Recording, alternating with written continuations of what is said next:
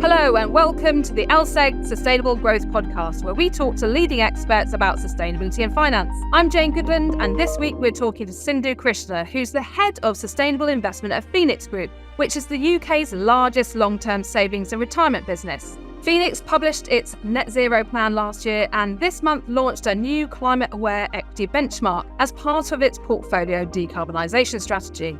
But before we hear from Sindhu, a quick reminder to follow us so you don't miss any future episodes. And also don't forget to rate us on Spotify, Apple Podcasts, or any other platform you use. Enjoy the show.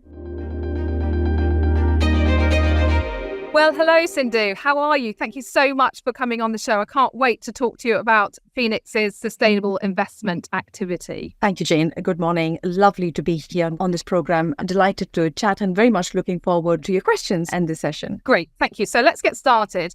And before we sort of dig into some of the details, it would probably be helpful just to give us a few headlines about who Phoenix is, because I suspect not everyone is familiar with the Phoenix Group. So tell us a bit more. Absolutely, Jane. So Phoenix is UK's largest savings and retirement business. We're here to help people secure a life of possibilities. We have a number of brands, Standard Life, Phoenix Life, Reassury. So we have a family of brands and we operate through them. We are about 280 billion assets under administration and we serve about 12 million customers. So that's the kind of scale from a Phoenix's perspective. I'd like to touch on our purpose as well. So we are, as a community, as people living longer. But unfortunately, many of us don't have that retirement income, are not tracked for the retirement income that we expect. So we need to think differently.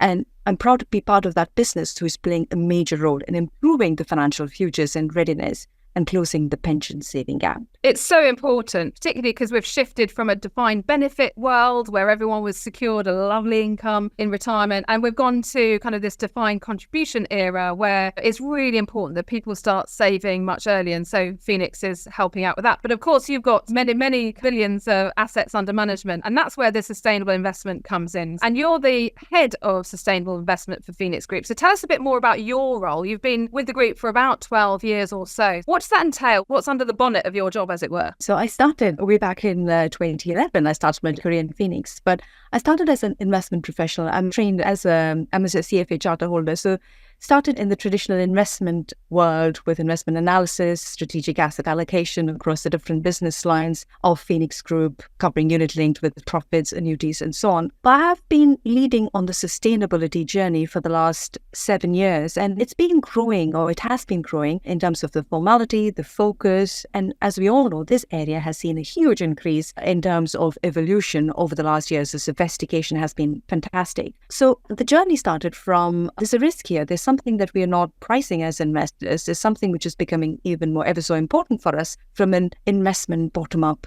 perspective, looking after our customers, the fiduciary side of things. And it started growing from that side. That's how it all began. But obviously, there's been a huge focus from a regulatory perspective. Our customer wants this. It's a huge focus from a customer perspective. Investors, and focus, it's a very important topic for them. And it's embedded increasingly across the value chain. So you're seeing it really in the ecosystem now, given how things were when I started. So if I just can, go through a bit more in terms of my team and how we're structured. I report into our Chief Investment Officer, Mike Eakin, and I have a team which looks after the assets that I mentioned in terms of all the assets under administration.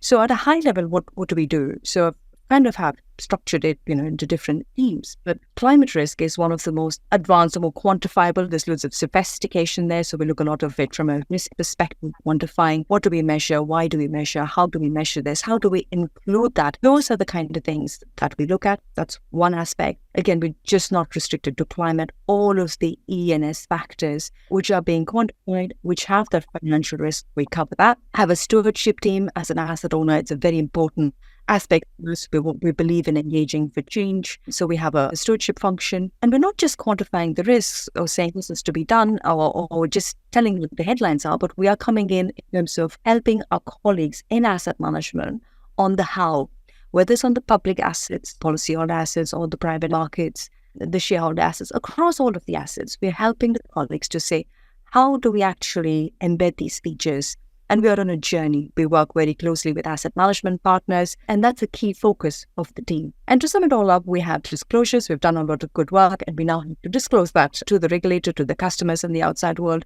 So reporting and disclosure is also a key part of my team. Thanks. So you've touched a little bit on the why, but I'd like to go back to that. Asset owners, if you think about the food chain of the investment world, asset owners are really at the top of that food chain. And so what you guys do really matters because it filters through to asset managers, etc. So from an asset owner's perspective, why is the sustainability so important to you as an organisation and your customers? What does it come down to? I think there's a number of dimensions. So if I simplify this, as investment professionals, we've always said that past source of return or past return is not an indicator of future return.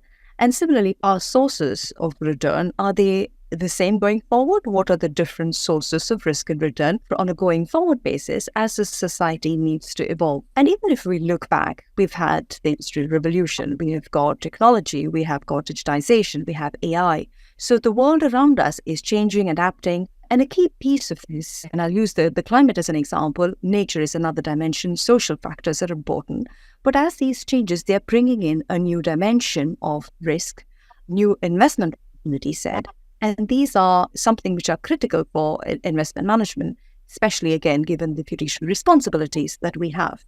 So we are increasingly looking at portfolio construction, traditional investment management with these additional lenses of if we transition, what does energy transition mean to us across different jurisdictions? We operate a global portfolio. So what does it actually mean? And given the climate we're in, we know from a more macroeconomic perspective, supply chain shocks, food security, water, what will all of these mean to the risk and returns that we would like for our customers, to the portfolio resilience? So we are in untrodden territories. We haven't done this in the past, but something that is increasingly important. That's why, from an asset owner perspective, we are keen to explore all of these, bring it into investment management, and we work very closely with the asset management community, our asset management partners, and as you said, with a number of other players. Is it principally about mitigating the risk that might be coming through the portfolios from sustainability-related matters, such as climate transition or energy transition? Or are you looking at the upside opportunities as well? It is both.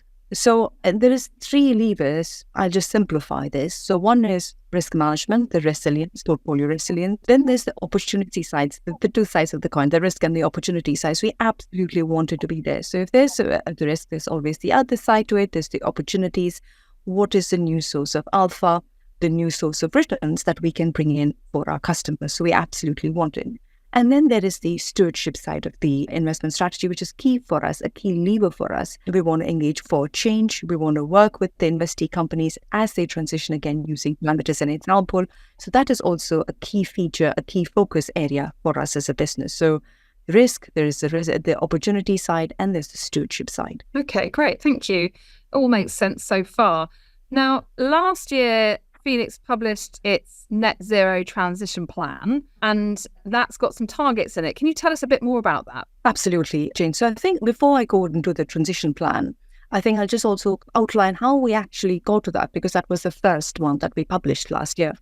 So we developed according to some principles. We set aside some principles before we crafted the net zero transition plan. The key aspects or the key part of that was putting our customers at the heart of everything we do. So that is the key focus area, key priority for the business, to deliver good outcomes for our customers.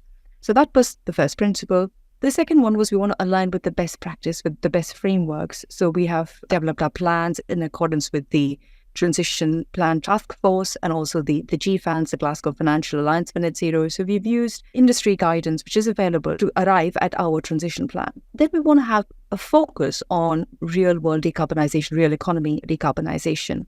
So ultimately what we do, we want it to contribute to the real world change. On paper, a portfolio can decarbonize, but we want to try our efforts is focus on as much as possible of the real world. So that has been also a key area of focus, and ambition for us is to push towards that. Those are the key areas, 3 key areas, the principles which kind of led to the transition plan. So within the investment portfolios, we have the net zero target, net zero by 2050, but also we have interim targets. So net zero is not one big giant leap. We have to get there. We have to be on track. So we need interim steps. So for our listed assets, which is equity and credit, we have a 2025 target, reducing emission intensity by 25% relative to our base year of 2019. Then we have a 2030 target, halving emissions by 2030. And then we have the 2050. So we have 2 interim targets in addition to the net zero target. We've covered the targets. Before we look at that in a bit more detail about how you're going to deliver those, because that's the hard part, can you just explain the difference between decarbonising your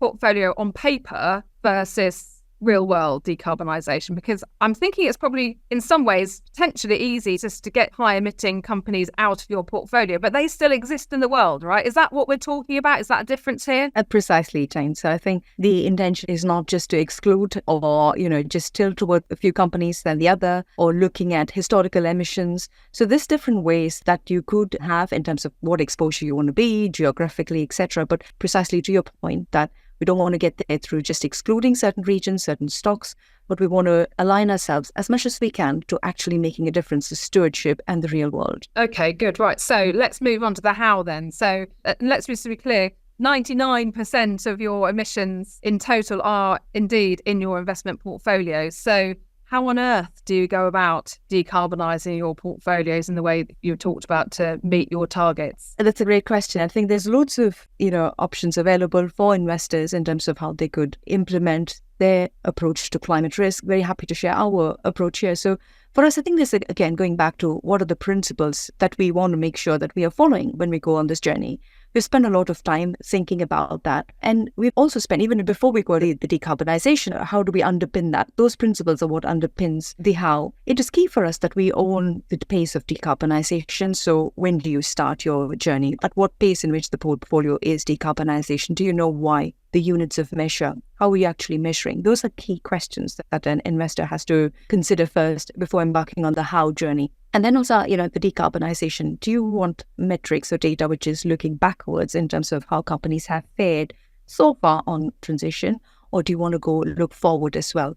So for us, the forward-looking dimension is a key focus area. We want to look ahead. So we want to look at companies who are setting targets, who are transitioning, who have got management committed to that or showing progress. So the forward-looking trajectory is very important to us. We talked about exclusions in terms of, for us at Phoenix, it's the last resort. We usually use it as a blunt tool. So engagement, we absolutely, as I said, look at the last resort, and it's not the first port of call at all for us. And how do we actually bring in all of these dimensions together in terms of the portfolio construction? So that's the kind of approach that we have taken in terms of getting our principles, forward-looking, decarbonization path, and looking to integrate that within the investment process and management. And again, there are loads of various data points available from within the EU. We have the EU climate transition benchmarks, the Paris aligned benchmarks. There's guidance available in the UK as well. So we've looked for best practices across vendors, have had discussions with our asset management partners, and we have our own approach in terms of the custom benchmarks that we have recently launched to kind of build in everything that we have in terms of our principles, reflecting in that to answer the question about how we actually start decarbonizing. And again, the key part for this, for me, is it's not a one and done. It is a process. The decarbonization pathway should be able to evolve. Again, we don't know how things are going to evolve over the coming year. So for us, that flexibility, we're not doing this on our own.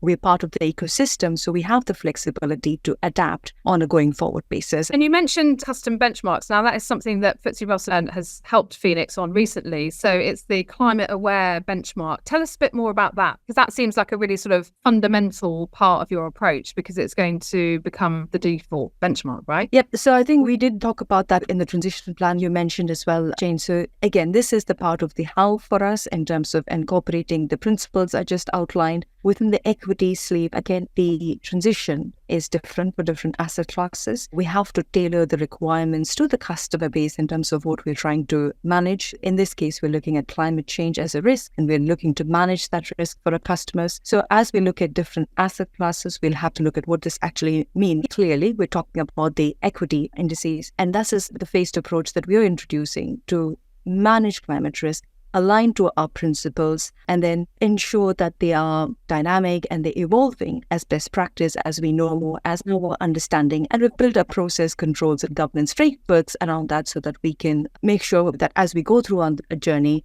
we keep our customers at the center of everything we do. Okay, great. So earlier you mentioned stewardship and engagement.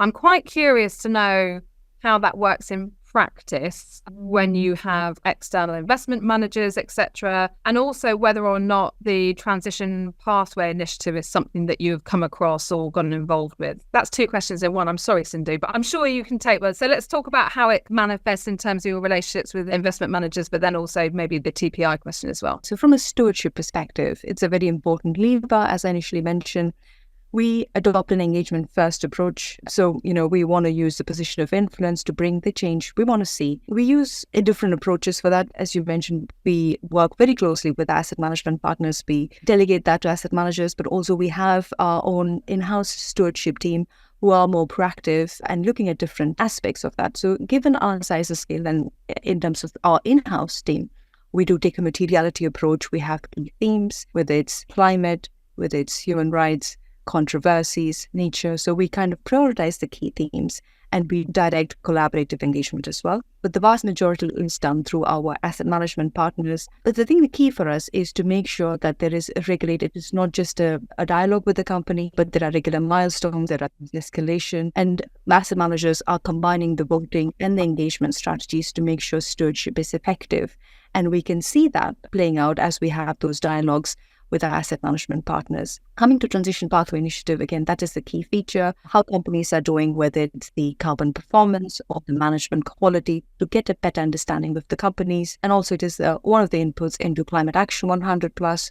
So again, there is collaborative engagement there. So it is an important data point into our stewardship effort. Overall, it is one of the features and an important one. Now, you mentioned the word there, data, which brings me on to my last question, really, because all of what you're doing is incredibly difficult to do if you don't actually have access to high quality information, right? So tell us about how you get that information and how you think about kind of corporate disclosure and data and how critical it is to what it is that you're doing. I think data, as we all know, Jane, is fundamental. It's very important, especially when you're using it for decisions. It is ever so important. And as we know in this space, the data is evolving rapidly. The sophistication of data is improving, and there are mandatory disclosures introduced as well, especially on the climate side. So it is a key feature, and I think there is that evolution we are seeing across the board when it comes, for example, on nature. It is still in its early stages, but we'll have to get to the maturity. But it is that maturity, it is the data sophistication, the confidence, which is a key part of the decision-making process in terms of how we start using the data, the use case for the data in everything we do from a portfolio construction, portfolio management perspective. Again, there is also, as we know, there's loads of call for actions or, to kind of help bring transparency, to bring more disclosures on methodologies. That is really useful as a user of the data because, again, we're not looking for consistency. We want everybody to do the same thing, but as long as there's a clear evidence, transparency on methodology, how data has been derived, whether it's been companies disclosed data has been given, or if there's some more modeling, or if the vendors are introducing modeling, that kind of information always helps to know where the data quality is. But data underpins everything. We really look forward to the sophistication which is coming in because there's so many data points on ESG, more broadly, not just climate, nature, controversies, ratings, scores, so on and so forth. And they are increasingly used across the investment community to make decisions.